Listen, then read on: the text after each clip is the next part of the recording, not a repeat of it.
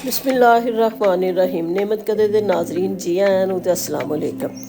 नाजरीन अज असी तुहाडे लई ना बड़ी ही मुनफरिद ते यूनीक किस्म दी रैसिपी लैके आई हैं जेह्ड़ी तुसी बनाओगे ते बहुत ज़्यादा ना तुहानूं मज़ा आएगा है। ते इन्नी यूनीक रैसिपी है कि कोई बंदा एह् नहीं आख सकदा कि मज़ेदार नहीं है। जो तुसी एह् बनाओगे मेरे तरीके नाल ते बहुत ज़्यादा इंजॉय करोगे।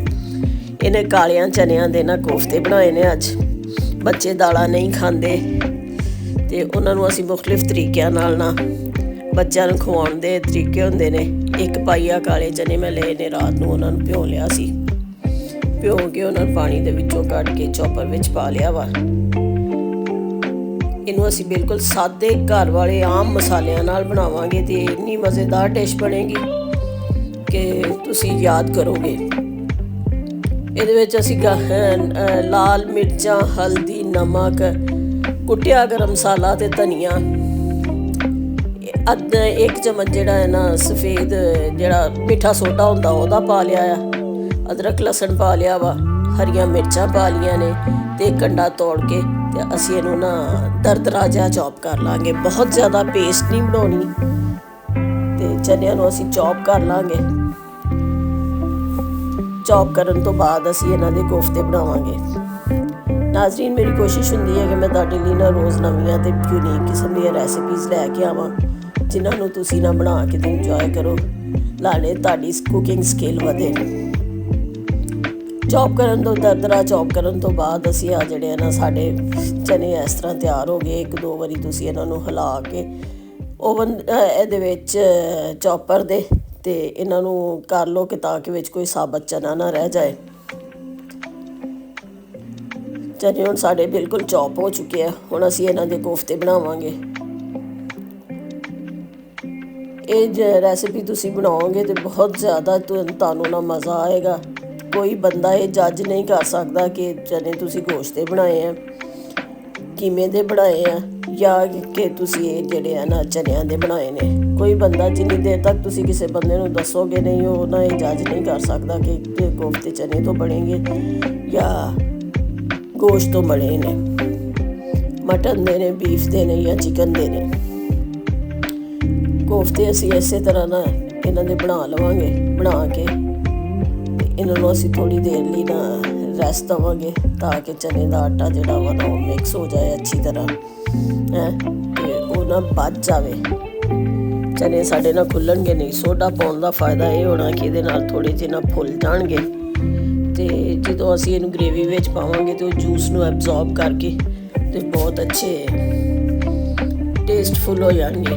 ਅਦਰਕ, ਲਸਣ, ਪਿਆਜ਼, ਮਿਰਚਾਂ, ਟਮਾਟਰ ਜਿਹੜਾ ਹੈ ਨਾ ਗ੍ਰੇਵੀ ਵਾਸਤੇ ਅਸੀਂ ਲੈ ਲਿਆ। 1 ਪਾਈਆ ਜਿਹੜੇ ਆ ਪਿਆਜ਼ ਲਏ ਨੇ, 3-4 ਟਮਾਟਰ, 5-7 ਹਰੀਆਂ ਮਿਰਚਾਂ, 1 ਜਵਾ ਜਿਹੜਾ ਹੈ ਨਾ ਲਸਣ ਦਾ ਅਤੇ ਅਦਰਕ ਦਾ ਜਿਹੜਾ ਨਾ 3 ਤੋਂ 4 ਇੰਚ ਦਾ ਟੁਕੜਾ। ਜਿੰਨਾ ਅਸੀਂ ਅਦਰਕ ਲਸਣ ਹਾਂਡੀ ਵਿੱਚ ਰੋਜ਼ਮਰਰਾ ਪਾਉਂਦੇ, ਇਹਨਾਂ ਨੂੰ ਅਸੀਂ ਗਾਲ ਕੇ ਕੁੱਕਰ ਦੇ ਵਿੱਚ ਗਾਲ ਲਾਂਗੇ ਕਿਉਂਕਿ ਗਲ ਕੇ ਜਿਹੜਾ ਗ੍ਰੇਵੀ ਬਣਦੀ ਹੈ ਨਾ, ਪਿਆਜ਼ ਨੂੰ ਗਲਾ ਕੇ ਜਿਹੜੀ ਗ੍ਰੇਵੀ ਬਣਦੀ ਉਹ ਬੜੀ ਸਮੂਥ ਅਤੇ ਅੱਛੀ ਹੁੰਦੀ ਆ।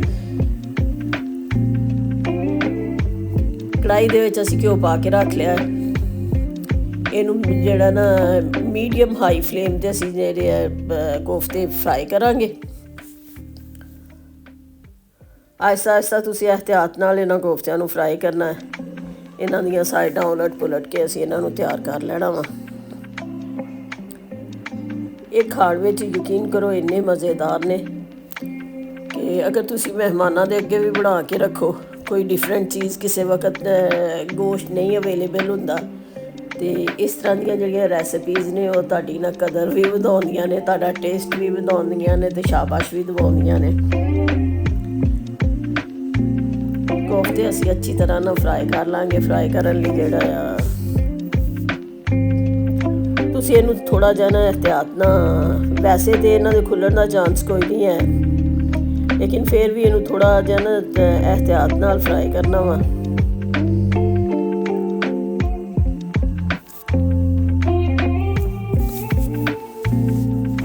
ਇਹ ਰੈਸਪੀਜ਼ ਜਿਹੜੀਆਂ ਨੇ ਨਾ ਇਹ ਬੜੇ ਸਗੀਰ ਦੀਆਂ ਰੈਸਪੀਜ਼ ਨੇ। ਮੇਰੀ ਕੋਸ਼ਿਸ਼ ਹੈ ਕਿ ਨਾ ਸਾਡਾ ਬਰੇ ਸਗੀਰ ਪਾਕੋ ਹਿੰਦ ਦਾ ਜਿਹੜਾ ਕਲਚਰ ਹੈ ਇਹ ਜ਼ਿੰਦਾ ਰਹੇ। ਕੋਫਤਿਆਂ ਨੂੰ ਅਸੀਂ ਉਲਟ ਪੁਲਟ ਕੇ ਫਰਾਈ ਕਰ ਲਵਾਂਗੇ ਤੇ ਤੇ ਜਦੋਂ ਅਸੀਂ ਇਹਨੂੰ ਗ੍ਰੇਵੀ ਵਿੱਚ ਪਾਵਾਂਗੇ ਇਹ ਬਹੁਤ ਜ਼ਿਆਦਾ ਨਾ ਟੇਸਟੀ ਲੱਗਣਗੇ। ਮੇਰੀਆਂ ਰੈਸਪੀਜ਼ ਅਗਰ ਤੁਹਾਨੂੰ ਪਸੰਦ ਆਉਣ ਤੇ ਲਾਈਕ ਸ਼ੇਅਰ ਤੇ ਕਮੈਂਟ ਜ਼ਰੂਰ ਕਰਿਆ ਕਰੋ। ਤੁਹਾਡੇ ਕਮੈਂਟਸ ਮੇਰੀ ਪਾਵਰ ਨੇ। ਇਹੋ ਹੀ ਇੱਕ ਫੇਵਰ ਆ, ਤੁਸੀਂ ਮੇਰੇ ਚੈਨਲ ਨੂੰ ਸਬਸਕ੍ਰਾਈਬ ਕਰੋ ਜਿਹੜੀ ਤੁਸੀਂ ਮੈਨੂੰ ਦੇ ਸਕਦੇ ਜੇ। ਪਿਆਜ਼ ਸਾਡਾ ਗਲ ਗਿਆ, ਹੁਣ ਅਸੀਂ ਇਹਦੀ ਨਾ ਗ੍ਰੇਵੀ ਤਿਆਰ ਕਰਾਂਗੇ। ਮਸਾਲਾ ਭੁੰਨਣ ਲਈ ਅਸੀਂ ਬਿਲਕੁਲ ਆਮ ਜਿਹੜੀਆਂ ਨਾ ਡੇਲੀ ਯੂਜ਼ ਦੀਆਂ ਚੀਜ਼ਾਂ ਇਸਤੇਮਾਲ ਕਰ ਰਹੇ ਹਾਂ। ਕੋਈ ਆਰਟੀਫਿਸ਼ੀਅਲ ਚੀਜ਼ ਨਹੀਂ ਪਾਈ, ਕੋਈ ਜਿਹੜੀਆਂ ਨਾ ਐਕਸਟਰਾ ਚੀਜ਼ ਨਹੀਂ ਇਹਦੇ ਵਿੱਚ ਪਾਉਣੀ। ਲੇਕਿਨ ਉਹਦੇ ਬਾਵਜੂਦ ਇਹ ਜਿਹੜਾ ਨਾ ਬਹੁਤ ਹੀ ਲਾਜਵਾਬ ਕਿਸਮ ਦੇ ਨਾਲ ਕੋਫਤੇ ਤਿਆਰ ਹੋਣੇ ਆ। ਇਹਦੇ ਵਿੱਚ ਹਲਦੀ, ਮਿਰਚਾਂ, ਨਮਕ ਤੇ ਗਰਮ ਮਸਾਲੇ ਦਾ ਅਸੀਂ ਇੱਕ ਚਮਚ ਪਾ ਲਵਾਂਗੇ। ਅਦਰਕ, ਲਸਣ ਤੇ ਟਮਾਟਰ, ਸਬਜ਼ ਮਿਰਚਾਂ ਅਸੀਂ ਗਲਾਉਣ ਲੱਗਿਆ ਪਾ ਲਈਆਂ ਸੀ।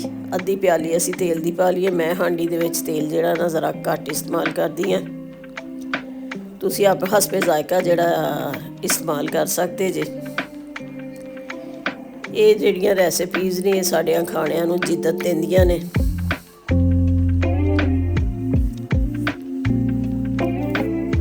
ਤੇ ਬੱਚੇ ਤੇ ਵੱਡੇ ਜਿਹੜੇ ਆ ਨਾ ਇਹ ਕੋਫਤੇ ਜਿਹੜੇ ਤੁਸੀਂ ਚਾਵਲਾਂ ਦੇ ਉਬਲਿਆ ਹੋਇਆ ਚਾਵਲਾਂ ਨਾਲ ਵੀ ਇਸਤੇਮਾਲ ਕਰ ਸਕਦੇ ਜੇ। ਰੋਟੀ, ਨਾਨ, ਨਾਸ਼ਤੇ ਵਿੱਚ, ਡਿਨਰ ਵਿੱਚ, ਲੰਚ ਵਿੱਚ ਤੁਹਾਡੇ ਮਹਿਮਾਨ ਆਏ ਹੋਣ ਉਹਨਾਂ ਨੂੰ ਦੇ ਸਕਦੇ ਜੇ। ਅੱਧੀ ਪਿਆਲੀ ਵਿੱਚ ਦਹੀਂ ਦੀ ਪਾ ਲਈਏ।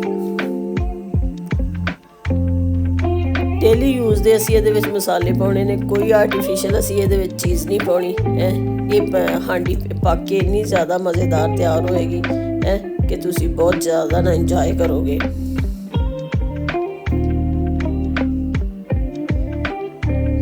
ਮਸਾਲੇ ਨੂੰ ਅਸੀਂ ਬਹੁਤ ਅੱਛੀ ਤਰ੍ਹਾਂ ਭੁੰਨ ਲੈਣਾ।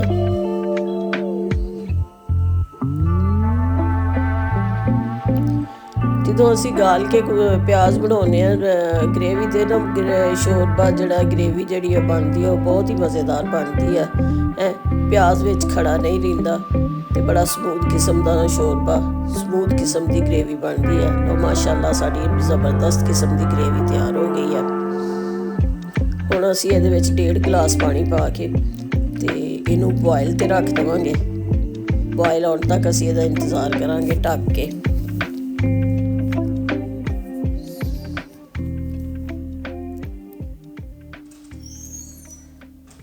ਇਹ ਥੋੜ੍ਹਾ ਜਿਹਾ ਪਾਣੀ ਮੈਂ ਇਸ ਵਾਸਤੇ ਪਾਇਆ ਕਿ ਇਹਦੇ ਵਿੱਚ ਨਾ ਜਿਹੜਾ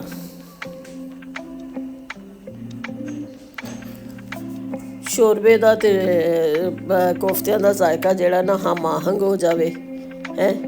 ਸ਼ੋਰਬਾ ਵਿੱਚ ਕੋਫਤਿਆਂ ਦੇ ਰਚ ਜਾਏ ਤੇ ਮਸਾਲੇ ਦਾ ਤੇ ਕੋਫਤੇ ਦਾ ਸਵਾਦ ਜਿਹੜਾ ਨਾ ਮਿਲ ਜਾਏ। ਮਾਸ਼ਾਅੱਲਾ ਸਾਡਾ ਬਹੁਤ ਅੱਛਾ ਸ਼ੋਰਬਾ ਜਿਹੜਾ ਨਾ ਗ੍ਰੇਵੀ ਗਾੜੀ ਜਿਹੀ ਤਿਆਰ ਹੋ ਗਈ ਹੈ।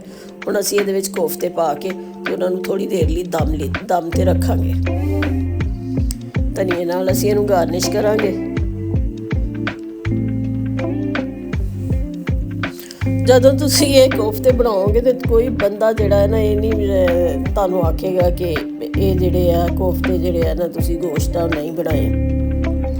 ਇਹ ਇਸ ਕਦਰ ਮਜ਼ੇਦਾਰ ਕੋਫਤੇ ਬਣਨੇ ਨੇ। ਕੋਫਤੇ ਸਾਡੇ ਤਿਆਰ ਹੋ ਗਏ ਨੇ। ਹੁਣ ਅਸੀਂ ਇਹਨਾਂ ਨੂੰ 2-4 ਮਿੰਟ ਲਈ ਨਾ ਦਮ ਦੇਵਾਂਗੇ।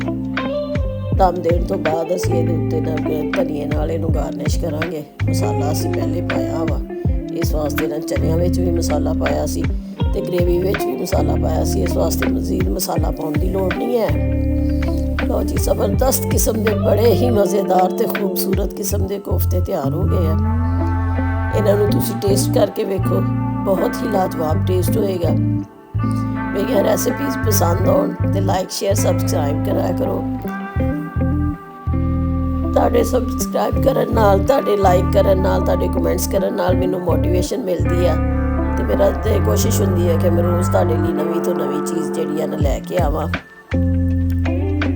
ਮੈਨੂੰ ਉਮੀਦ ਆ ਕਿ ਤੁਹਾਨੂੰ ਇਹ ਕੋਫਤੇ ਬਹੁਤ ਜ਼ਿਆਦਾ ਪਸੰਦ ਆਉਣਗੇ।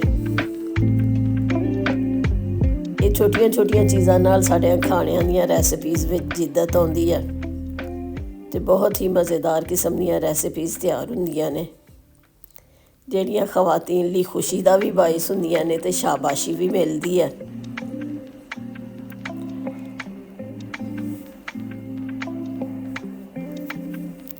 ਨਾਨ ਨਾਲ,